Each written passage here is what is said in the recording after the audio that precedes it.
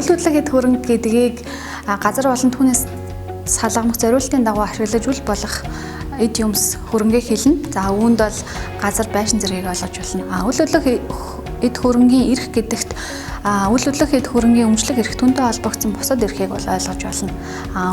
Өмчлөгч тухайн эд хөрөнгийг усын бүртгэл бүртгүүлэн өмчлөх эрхийн гэрчилгээ гаргуулan авснаар үйл хөдлөх эд хөрөнгийн өмчлөх эрх бүрэн баталгаажна гэсэн үг. За үүнийг энгийн үгээр тайлбарлах юм бол өмчлөгчдөө хэн нэгнээс зохиц журмын дагуу нэг газрыг худалдан авч за тухайн газараа усын бүртгэлийн газарт бүртгүүлэн усын бүртгэлийн гэрчилгээ гаргуулan авснаар тухайн газрыг бусдад барьцаалах, түрээслэх, худалдах, эсвэл тухайн газартаа барилга байгууламж барих, эсвэл ногоо тарих гэх зэрэг бүхий л эрхийг эдэлж болно.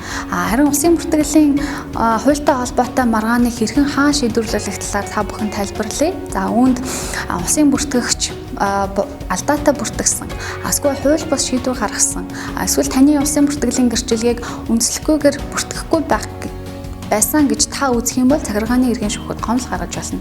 Харин иргэдийн хооронд үүссэн маргааныг иргэний иргэн шүүх шийдвэрлэдэг. Үүнтэй холбоотойгоор иргэд хооронд үйл хөдлөх эд хөрөнгийн өмчлөлттэй холбоотой маргааныг мөн усын бүртгэгчийн буруутай үйл ажиллагаанаас учирсан хохирлыг та иргэний иргэн шүүхэд тэмцэл гаргах хэрэгтэй байна.